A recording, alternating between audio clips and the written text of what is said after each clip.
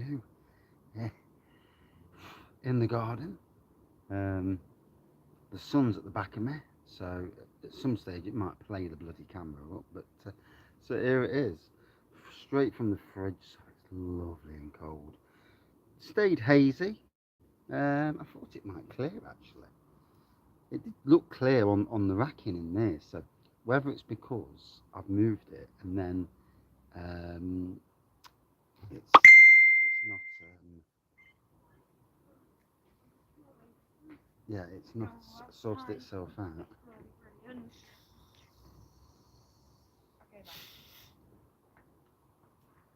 Doing a bit of review. Sunny sun comes out into the garden. So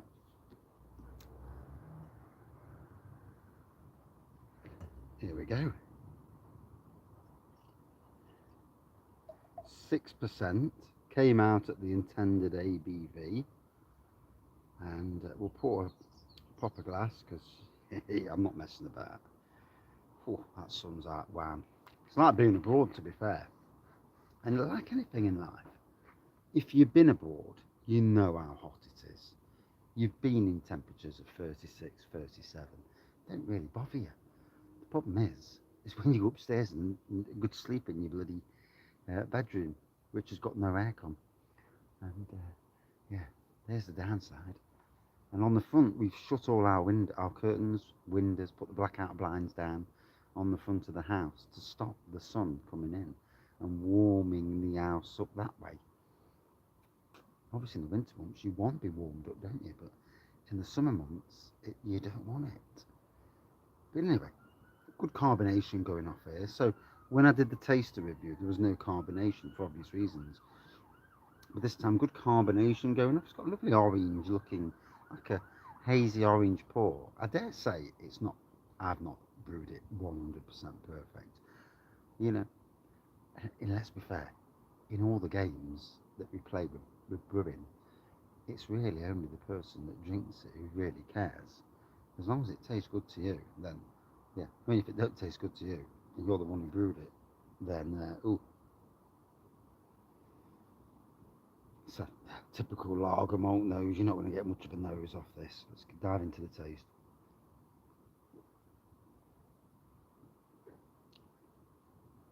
What I don't want is to taste homebrewy. I don't want it tasting with that homebrewy taste. Um,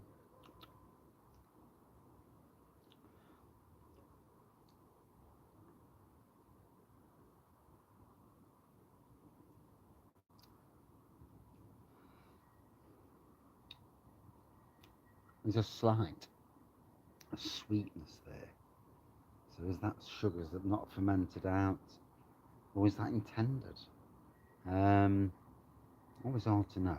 Quite a dry lager. 6%, so that's a good ABV on it. And I mean, it is warm, but I'm not saying I'm dying from it. Then I've only been out for I've only been out for a couple of minutes so far, and I'm in the kitchen, um, barreling up Imperial Stout, and I'll doing a video later, so you'll see that later, and I hope people are enjoying the homebrew videos. I've gone back into going back to my roots, yeah. But not only that, because I ain't got no homebrew, so I had to at some stage go back into it to put the stockpiles up again. And in some ways, I've done myself a good favour by not spending money on booze, by not spending, we've been going out drinking, mind you, but by not spending and not replenishing the beer wall and letting it go down. At this time of the year now, it's probably a really, really good thing because I haven't got that many beers in there in the grand scheme of things, and so it's a good thing in a lot of ways because you don't want to get loads of beers ruined by this stupid blooming temperatures. So I think that might be the thing in the future for me with regards to the beer room. Obviously, in the winter months, you've got the other side of things. It's too blooming cold. But I suppose for beer, it's better to be cold, like a fridge, than then in essence too warm, and it could, start to throw them off a bit. And I tell you what, no, it's not live. I went down last night because I was absolutely bloody roasted. Went down to the shed. I thought, I need a beer just to help me sleep. Picked a beer up, and it was warm, obviously. Drank it. Necked it. Come out the beer room. I was on the steps in agony, doubled up, couldn't move. Absolute flipping agony. Never felt so rough in my life. Thought I was going to fucking die. And it's all of it. It must have been the heat of the beer and the gases in that heat went down to my belly. Absolutely, it was like a whirlwind of pain, and I was burping like a swine. And I learnt a valuable lesson last night. Don't ever do that again. Yeah. Put them in the fridge first, then drink them. Yeah, much better. Yeah, sneaky beers from the fridge. Yeah, the wife will have to put up with it. Simple as that. I'm in a lot better place than I was even this time last year. I was still necking back a little bit too much, and certainly 2 years ago at this time I was necking back amounts that you wouldn't think someone could neck back and still function normal.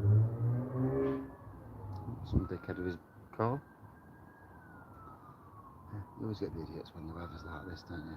Hey, we had some twats over there last night, literally 100 yards away, party going, music blaring out, and it's like, show some respect for your neighbours. It's a Sunday night, it's not a Friday or Saturday night. And it's funny because it was a Sunday night the other year they did it as well. They must just have this thing about pissing people off on a Sunday night, and then they wonder why people do things, like Michael Douglas in that film where he got the gun out and started shooting people. You wonder why stuff happens, because people are pushed. And sometimes you push them buttons and you create demons, and those demons can come back to really, we've all got buttons you should never push. I've certainly got buttons. I had a time when someone was threatening the family, slept by my bed with a sledgehammer. They'd have come to the house, they'd have got what for. It wouldn't have mattered who they was. Yeah. And the law wouldn't have mattered a thing for me then. I would have dealt with the situation and obviously gone to prison and all that, because it wouldn't have been a pretty situation, but luckily it never got as far as that. But I had to go into a certain mode of person that I don't go into. I'm a nice person, but I had to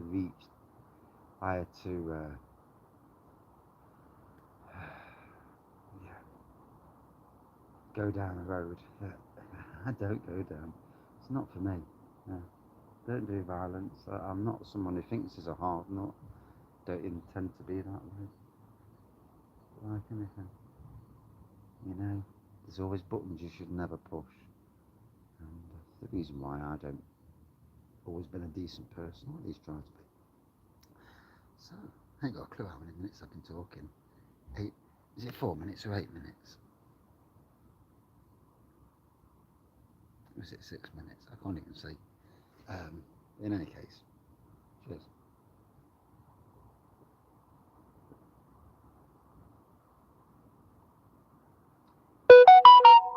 Apologies for that. I had to turn the notifications off. It's going down well. 6%. Can't really tell the ABV. A dangerous ABV. I'm not sure if it's supposed to have cleared. I could have sworn it was clear in the shed. Maybe I've not left it, when I brought it up to the house, I stuck it straight in the fridge. So maybe I've not left it long enough in the fridge for it to re-clear. Obviously moving it, like with any beer, a lot of homebrew beer, you're going to get this. I mean, the colour itself is quite a nice colour. It's like halfway between a bloody lager and a pale ale.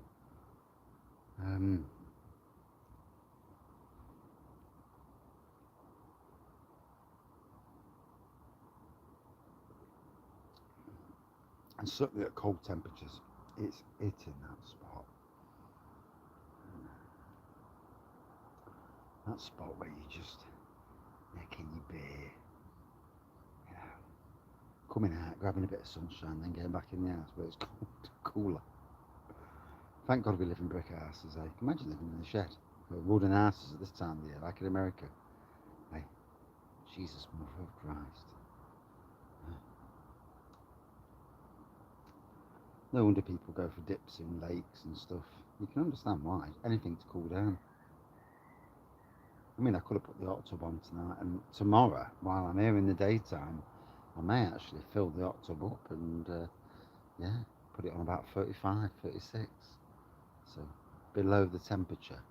Get in there and just chill out. Just actually cool down in the hot tub. And, yeah, a couple of hours in tub lad. And, I've just noticed that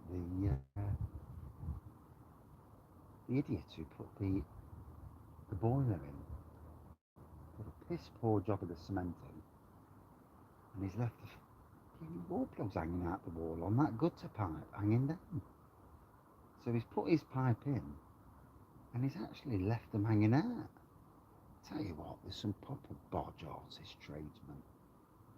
Yeah, I mean, if you're going to do it like that, you at least cover up your thing. You put stuff in, and you put some spacers in. You know, I can understand why he's had to do what he's had to do, but he's not covered his tracks. And you cover your flipping tracks if you're a tradesman.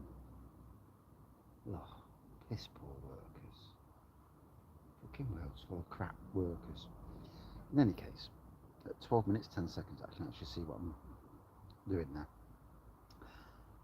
Gotta say, Hammer of 4, Bulldog Brews, really impressed with their beer range. For a lager, to me, it's certainly more of a craft lager than it is a conventional lager. As you can see, I don't know if this is a perfect adaptation of what it's supposed to be, but it's an hazy, quite like a dark orange pour, isn't it? If you look at it, but it's not changed since it's been in there. So whether it went a bit clearer when it was in the shed and settled for a day, and I've you know, because I've took it to the fridge, it's chopped it up a little bit. Not sure. And boy, I need a shave. Can't even see the screen now. So yeah, I'm doing good on it. But yeah, tasting nice.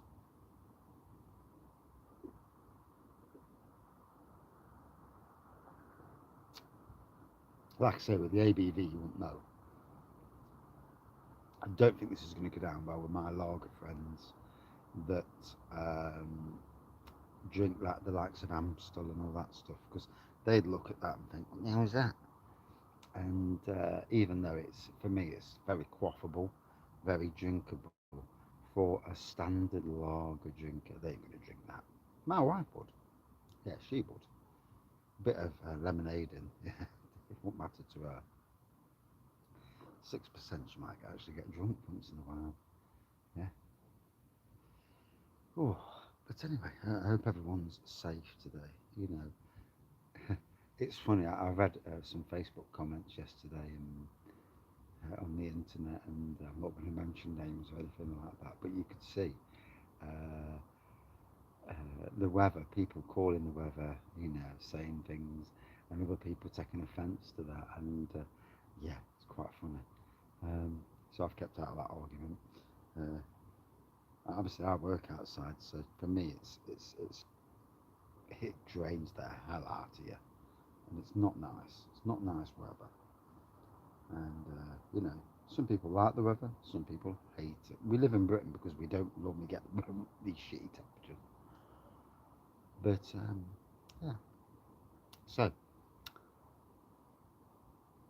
review time.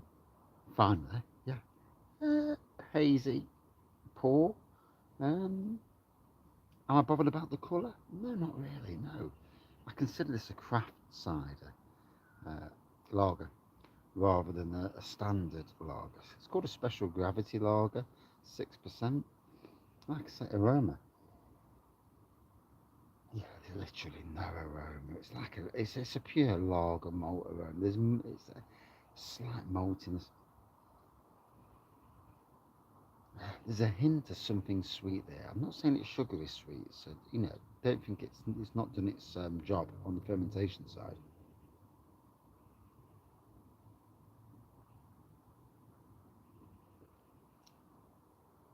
It's certainly not homebrewy, which is the worry that I have with any beer that you brew. I've tasted homebrewy. I've done homebrew over the years where I've not waited and it tastes like sugar, it tastes like shit, and yeah, it tastes crap. And people come around and say, "Oh, I'm going to buy about it," and they drink it and they're like, "Mm." And no, it don't taste like that. Will it age? Will aging do it? I think age works well with most beers and lagers and ciders. Anything that you brew needs a bit of aging just to help it mature. So that side of things, yeah. I mean, I'm going to drink this bottle there that's off camera, maybe even tonight, because I hope to get to sleep tonight. I think we're going to have a shite sleep tonight. I mean, it's already 30 degrees upstairs, and I've done my best to stop. Do I close everything off? The only problem is it's already at that temperature, so we bobbed it anyway. Um, we have got aircon on this wall here in the front room, so when the wife comes back from exercise and my son, we'll put the aircon on. And to be honest, I think we'll watch TV downstairs tonight. She'll probably watch her fucking Emmerdale anyway. And yeah, so really enjoyed this. For me, against other lagers, 4.4 out of 5. Yeah, and don't know what that was. But yeah, device overeating, is that what it says? Oh, right. Thank you for watching. See you soon. Wow. Sure, it's a device overeating. Ooh.